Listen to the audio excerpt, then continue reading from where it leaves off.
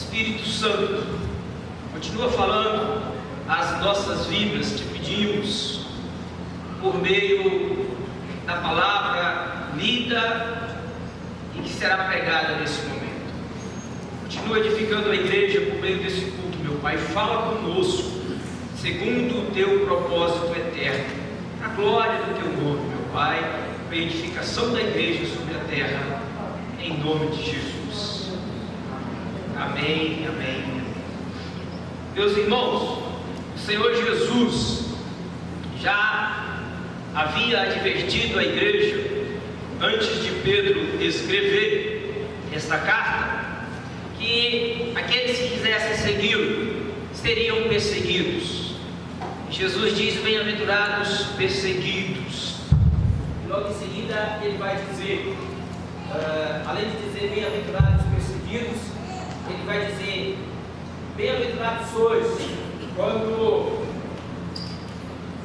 por minha causa vocês forem perseguidos, e quando mentindo disserem toda sorte de males contra vocês. E Jesus diz: quando essa perseguição chegar, regozijai-vos e exultai-vos, porque grande é o vosso galardão nos céus. Às vezes eu ouço algumas orações e eu falo assim: acho que tem crente que não quer ter galardão no céu, não. Eles falam assim: ó Senhor, muito obrigado, porque nós vivemos num país onde não há perseguição. Pedro vai escrever no fim da sua vida essa carta para a igreja, e Pedro nos incentiva, depois de nos dar algumas recomendações sobre o nosso comportamento como servo do Senhor. Ele vai nos dizer que o nosso inimigo anda ao nosso derredor como um leão, tentando nos devorar, e aí ele nos dá um conselho: mas quando o inimigo estiver ao teu redor tentando te devorar, seja por meio da própria ação do inimigo, seja por meio do pecado, por meio da sua carne, por meio da sociedade que se levanta contra nós, quando a perseguição vier tentando te devorar, resistir firmes na fé. É a recomendação de Pedro: resistir firmes na fé, naquilo que você aprendeu sobre Jesus, naquilo que você aprendeu sobre o que deve ser igreja de Jesus Cristo, naquilo que você aprendeu sobre os princípios que devem ser praticados e os valores que devem ser adotados pela igreja. Nisto, quando chegar a perseguição, resistir-lhes firmes na fé. É a recomendação do apóstolo Pedro, tendo ele aprendido aos pés do Senhor Jesus. Nesta noite, meus irmãos, eu quero olhar com vocês na Escritura Sagrada algumas atitudes de resistência na fé. Atitudes que a igreja não pode abandonar, e nós vamos aprender estas atitudes lembrando de alguns personagens bíblicos da Escritura Sagrada. E às vezes eu fico preocupado quando eu falo que nós vamos lembrar de alguns personagens bíblicos na Escritura, porque nem sempre, na hora do culto ou na hora do estudo, dá para a gente ler a história do personagem para que você fique conhecendo a história do personagem. Porque, infelizmente, nos dias em que nós vivemos, a grande maioria dos personagens bíblicos não são mais conhecidos. Os heróis bíblicos não são mais conhecidos. A gente fala o nome de alguns heróis bíblicos, de alguns personagens bíblicos, de alguns profetas, e as pessoas... Porque vivemos em uma época em que a leitura da Escritura Sagrada é muito pouca.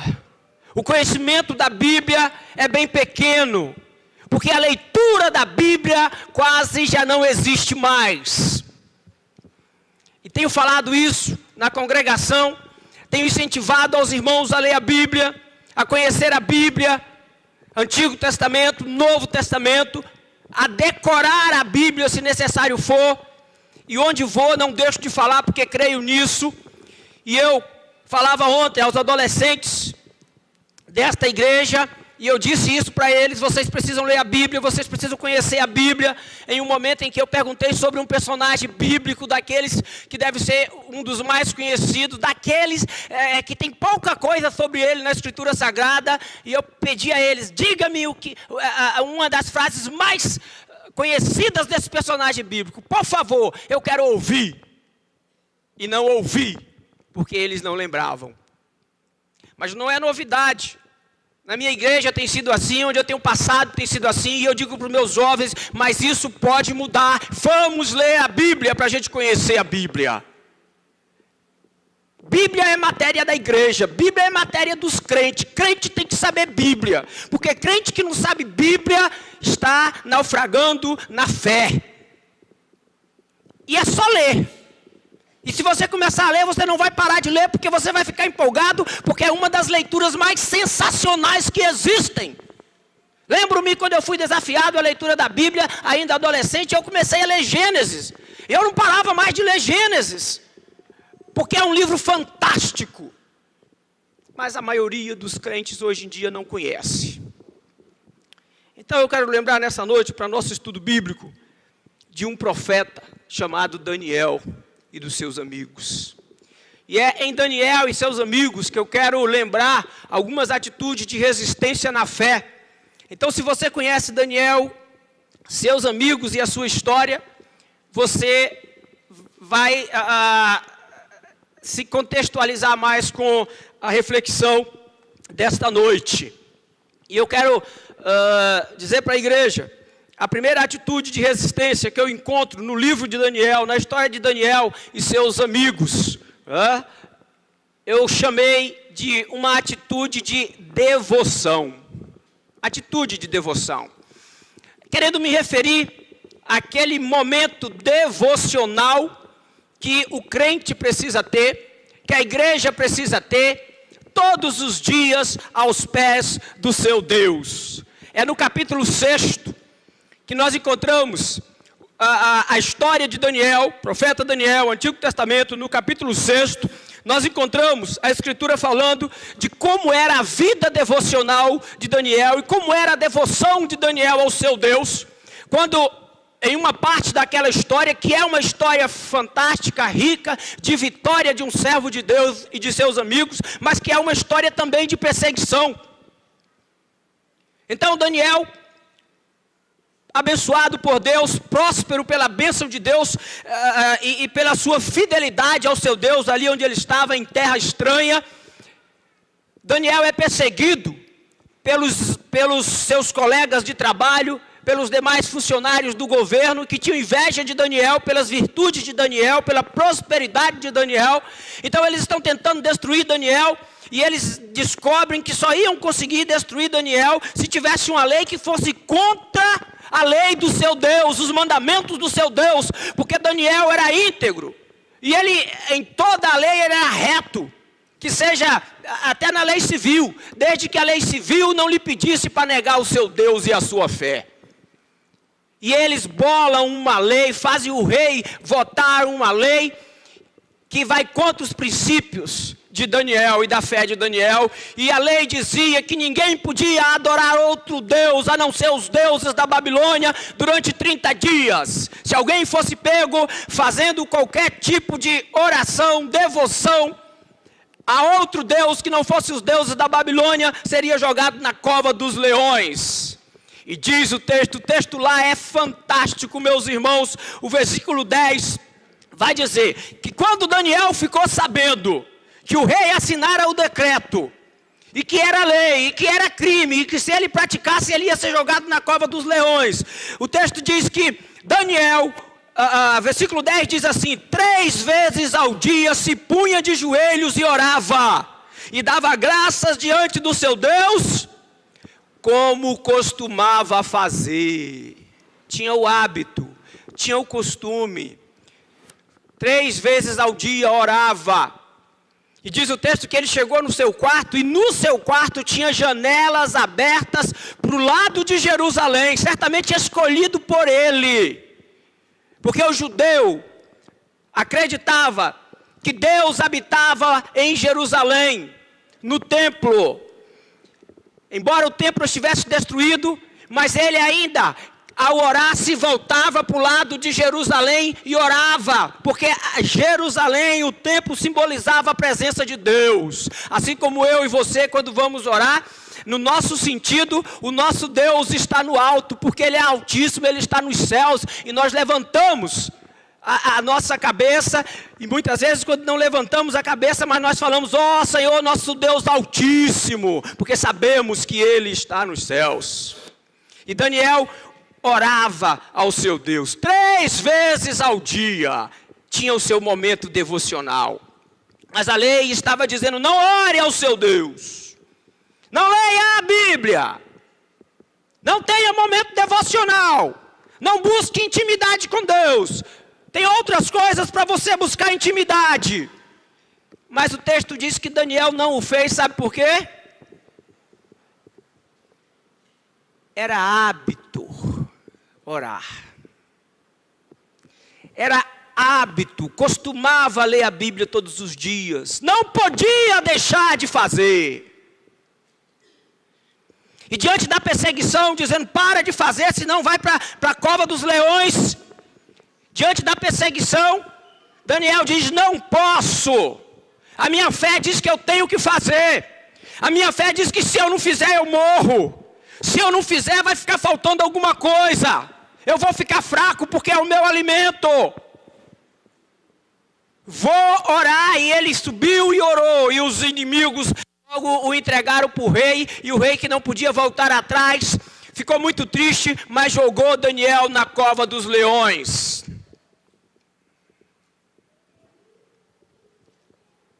Nós sabemos que a oração é um jargão que a gente tem aí, é o fôlego da alma. Quem não respira morre. Sabemos que a Escritura Sagrada é o alimento do crente. Até na visão do Apocalipse, nas visões de Ezequiel, a ordem quando eles tinham a visão do livro era toma e come. Mas quantas vezes na semana você tirou um momento para ler a Bíblia? Nesta semana. Para meditar, para se alimentar. Quantas vezes você parou para falar com o seu Deus, para ter intimidade? Porque, meus irmãos, o profeta Daniel, presta atenção, não estava orando para receber bênçãos. Ele estava orando porque era íntimo. Precisava da presença de Deus, não podia viver sem isso, e a oração e leitura da Bíblia é o que nos dá isso. Daniel não estava orando porque precisava da prosperidade, Daniel não estava fazendo uma campanha, uma corrente de oração, Daniel tinha vida devocional, ele estava olhando para onde o seu Deus habitava, sentindo saudades do lugar, saudades do templo, saudades da casa de Deus, dos cultos. Momentos devocionais são momentos de resistência. Se você quer resistir contra o mundo que se levanta contra você, se você quer resistir contra o pecado que vive te assediando todos os dias, e se você quer resistir e ser vitorioso contra o inimigo que está ao teu derredor como leão querendo te destruir, ora, tenha vida devocional, conheça a Bíblia. Será por que temos uma igreja tão fraca nos nossos dias? Uma igreja que não se apresenta. Uma igreja que quando é agredida pelo mundo não faz nada. Continua assentada nos bancos, dentro das 4 paredes, parece que escondida. Será porque a gente não vê a igreja mais presente na sociedade? Daniel era um ícone, segundo depois do rei, dentre os grandes daquela nação, e olha que ele não era daquela nação, era estrangeiro, escravo. Daniel tinha uma palavra poderosa e o rei procurava os conselhos de Daniel, e Daniel influenciou toda aquela nação. Porque tinha vida devocional com o seu Deus. Será porque que a igreja não influencia mais a nação e as nações? Pelo contrário, tem sido influenciada por pensamentos perniciosos e contrários à fé. Talvez porque não tem resistido de joelhos, como fez Daniel.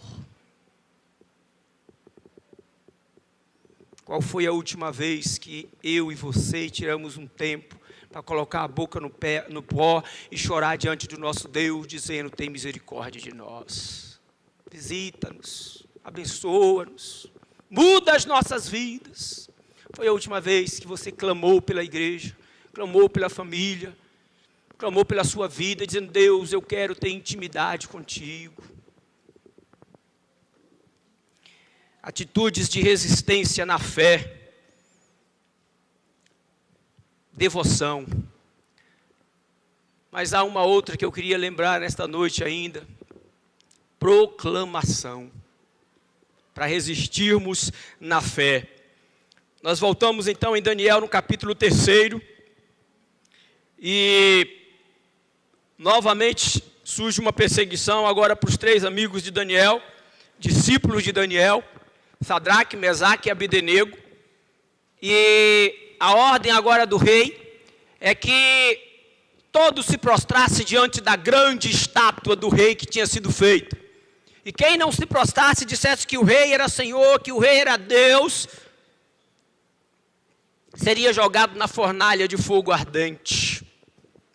A maioria, espero, conhece a história.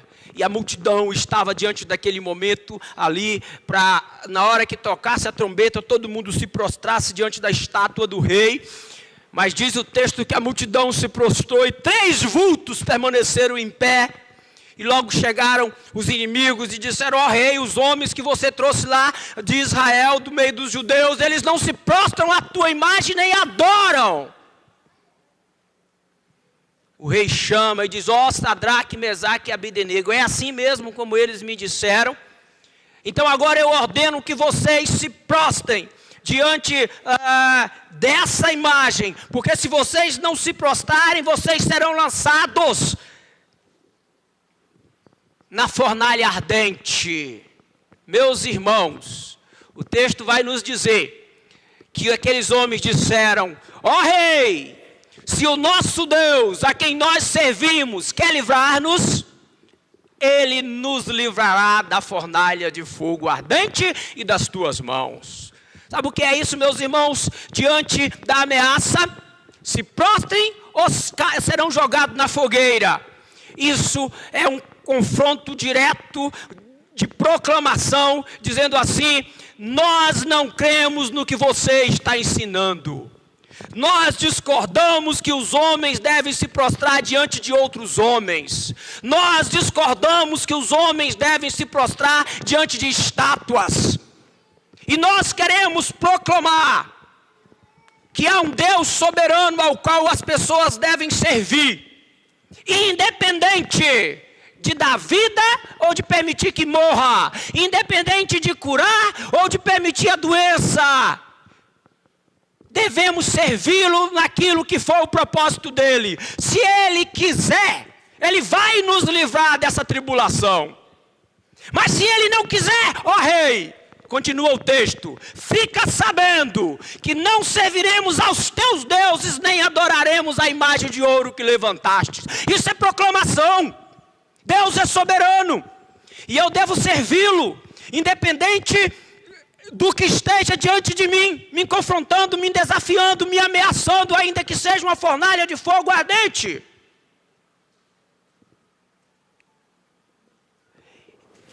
E a grande arma que nós temos para ir contra as ameaças, para ir contra a perseguição e os confrontos que vêm sobre a igreja, meus irmãos, é a proclamação de quem Deus é. É a proclamação de que existe um Deus, e que está no governo, e que pode tapar a boca do leão, que pode apagar a fogueira, mas também pode permitir que ela queime e que ela devore. O que importa é que estejamos submissos a este Deus, e não a outros deuses que têm se levantado por aí. Mas diante da perseguição e diante do confronto, eu fico a perguntar, e Deus pergunta nessa noite para a igreja: nós temos tido atitude de proclamação ou nós temos tido atitude de medo, de acanhamento, de ficarmos escondidos. Porque a tua arma para ir contra o inferno que se levanta como inimigo da igreja é a palavra de Deus. A tua força para resistir firme é a proclamação, dizendo: não é assim, não creio assim, por isso não vou proceder assim. Os crentes modernos têm medo de falar da sua fé, porque nós temos medo do que os outros vão pensar de nós, porque nós temos medo de como vamos ser perseguidos no nosso emprego, na nossa casa. O crente moderno não tem ousadia de Sadraque, Mesaque e Abdenego, porque tem medo de perder privilégios, de ser tido como antiquado. Ontem estávamos com as crianças na nossa casa, as crianças da igreja, acampa dentro, chamaram de noite do pijama, e em um dado momento ligaram a televisão e nós tínhamos um visitante, uma jovenzinha não crente, e estavam escolhendo alguma coisa para ver lá, e de repente escolheu lá, ela estava querendo escolher, e quando escolheu, a minha filha logo apareceu na frente e disse: não, esse aí tem besteira, esse aí tem besteira. E aí, e eu da mesa olhando, e a outra falou assim: besteira? O que é besteira? Eu não sabia o que era besteira que a Maria Isabel estava falando. Mas já houve um posicionamento. Tem besteira. Não pode. Há coisas inconvenientes à palavra de Deus. Nós não praticamos, nós não vemos. Mas na escola, os nossos adolescentes, os nossos jovens e muitos dos nossos adultos na faculdade não têm coragem de dizer: isso é besteira. Porque os colegas vão olhar para você: isso é besteira, e vão rir da sua cara. Porque fazer sexo antes do casamento para eles não é besteira. Porque ser desonesto para eles não é besteira. Porque não estudar e colar na prova não é besteira, é esperteza. E você não pode dizer o contrário, porque vão rir de você e vão te chamar de bobo. E aí é a hora de você falar: não, isso é virtuoso, isso é rico, há uma recompensa para quem procede assim. Há um Deus que tem princípios para as nossas vidas, e proclamar que esse Deus existe e que vai abençoar, que tem galardões para quem anda segundo a sua palavra, e proclamar que há um Deus no céu, que há um Cristo que morreu e que perdoa o pecado e que nos purifica das besteiras. Mas a igreja tem ficado calada.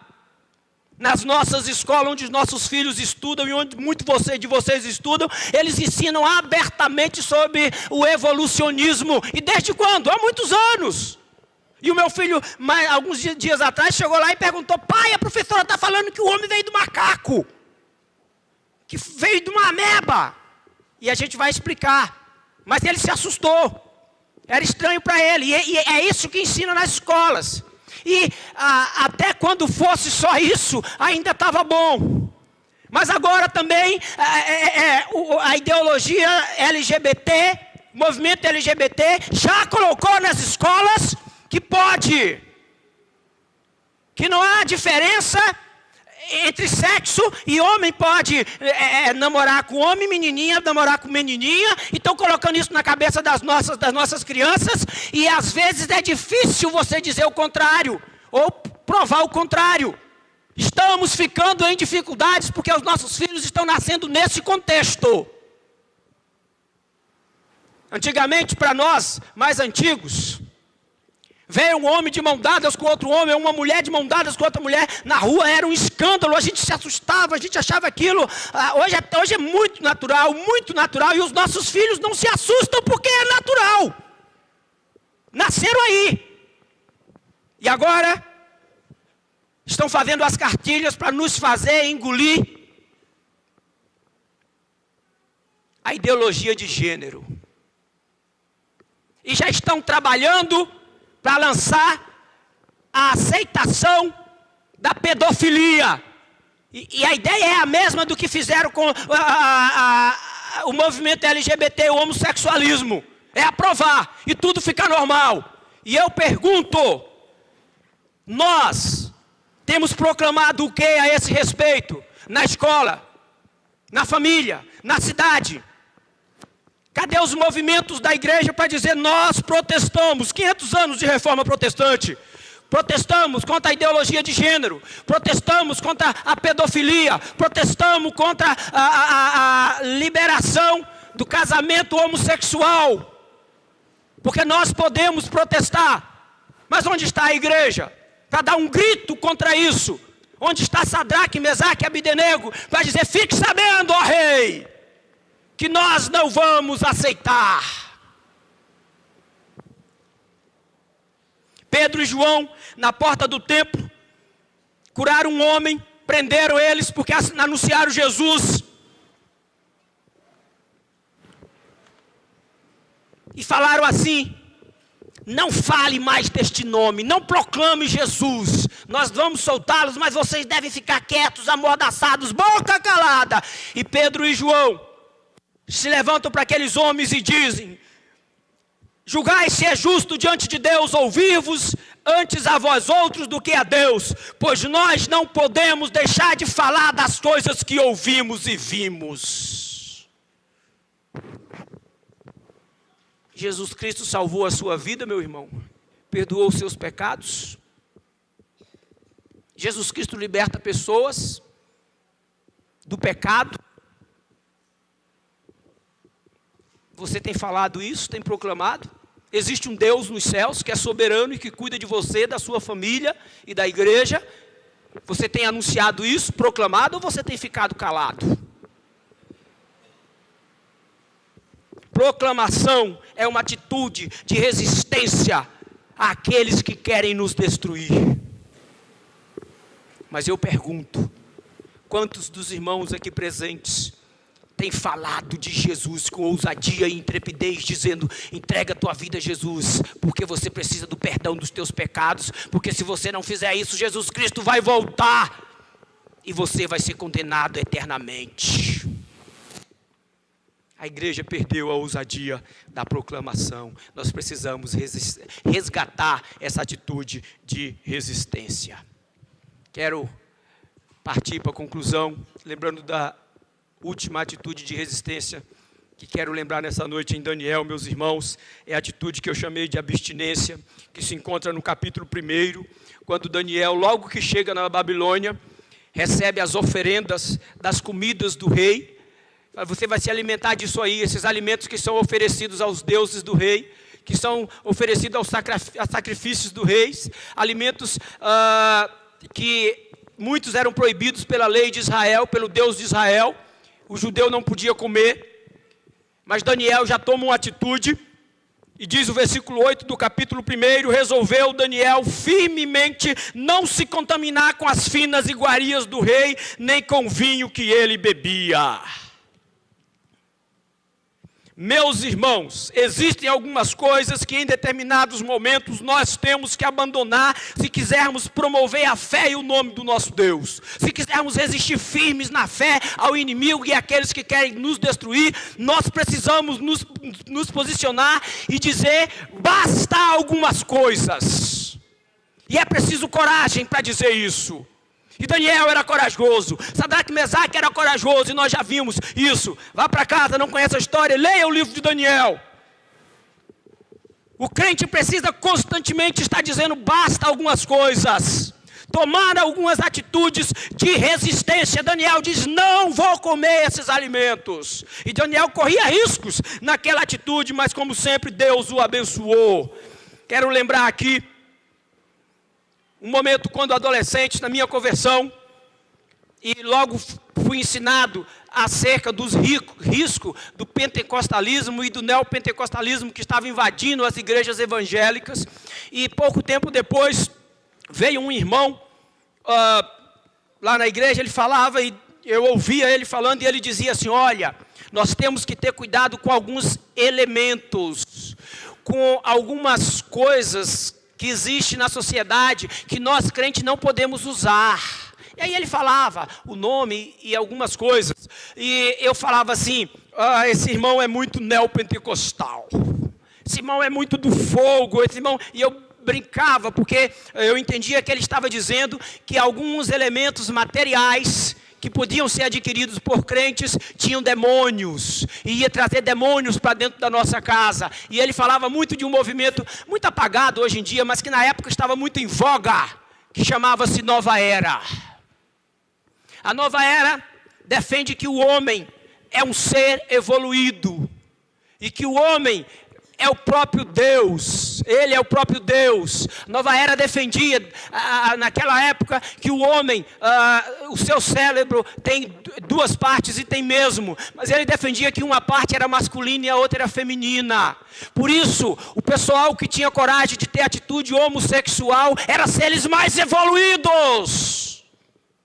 E aí essa filosofia diabólica, antibíblica, era defendida pelos artistas da época, pelos superstars da época.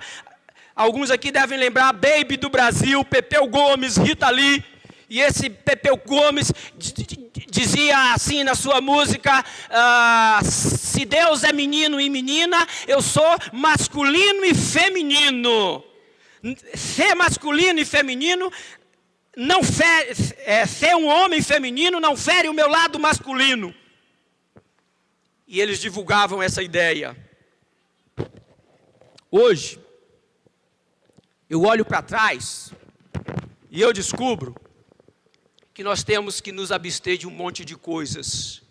Porque não tem demônios e não vai levar demônios para dentro da nossa casa. Mas vai divulgar e vai sustentar uma filosofia que vai destruir a igreja, que está destruindo a igreja, que está destruindo as famílias. E muitas vezes nós não sabemos, ou não procuramos saber, ou quando ficamos sabendo, não tomamos nenhuma atitude. E eu quero perguntar para nós, temos tomado alguma atitude que possa diminuir essas ideologias destruidoras da família e da igreja que existe por aí? Podemos tomar algumas atitudes mais radicais. Talvez não seja a hora que Deus levante pessoas que tomem essas atitudes ainda no seio da igreja. Mas se você não pode fazer grandes coisas, tem coisas pequenas que podemos fazer e que nós não nos atentamos para isso. E eu não posso deixar de falar nessa noite, meus irmãos, e mostrar rapidamente 3 coisas para vocês. Alguns podem rir. Quem não conhece essa latinha? Em junho, na maior produtora da Coca-Cola, no Rio de Janeiro, 16 andares, foi fabricada essa latinha aí, colocada em todas as geladeiras, para os funcionários tomar, e ela vinha escrita, essa Coca é Fanta, e daí? No verso, estava escrito, em comemoração ao Dia Internacional do Movimento LGBT, viva a diversidade sexual. E ainda dizia, essa Coca-Cola é orgulho, essa Coca-Cola é respeito, essa Coca-Cola é Fanta. E quando os funcionários pegavam para tomar, sabe o que tinha lá dentro? Fanta. E abertamente eles divulgavam essa ideologia, porque é o que a Coca-Cola e os seus produtores e os seus fabricantes defendem. E vocês acham que o dinheiro que eles ganham, faz o que com isso?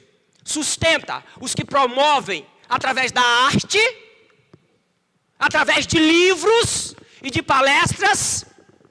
Judite alguma coisa, esqueci o nome dela. É promovida por quem? Viaja com dinheiro de quem? Alguém está sustentando, irmãos, essa ideologia.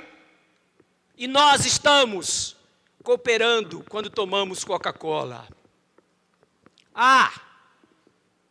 E a nossa conta bancária? Onde nós investimos o nosso dinheiro?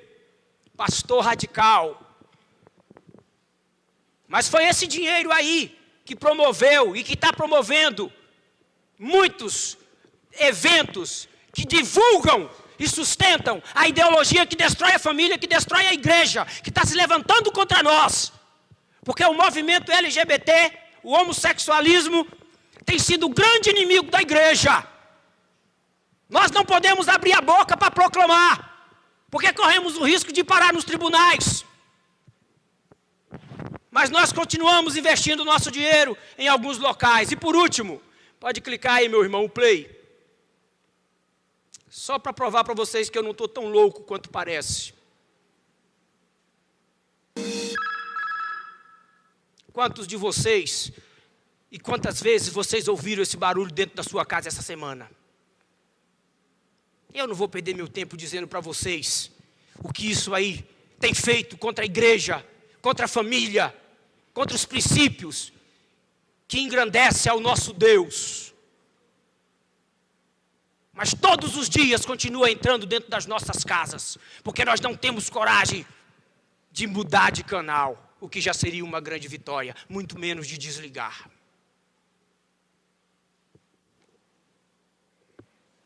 Bem-aventurados sois, quando por causa do meu nome se levantar contra vós, querendo destruí-los. Mas quando o inimigo se levantar querendo destruir, disse Pedro, resisti-lhes firmes na fé. Atitude de devoção, atitude de proclamação diante do cala-te. E atitude de abstinência. Porque nós não podemos usar o nosso dinheiro contra nós mesmos, ou então vamos passar o resto da vida dando um tiro no nosso pé. E uma hora pode atingir o coração. Que Deus tenha misericórdia de nós. Vamos abaixar as nossas cabeças e falar com Deus.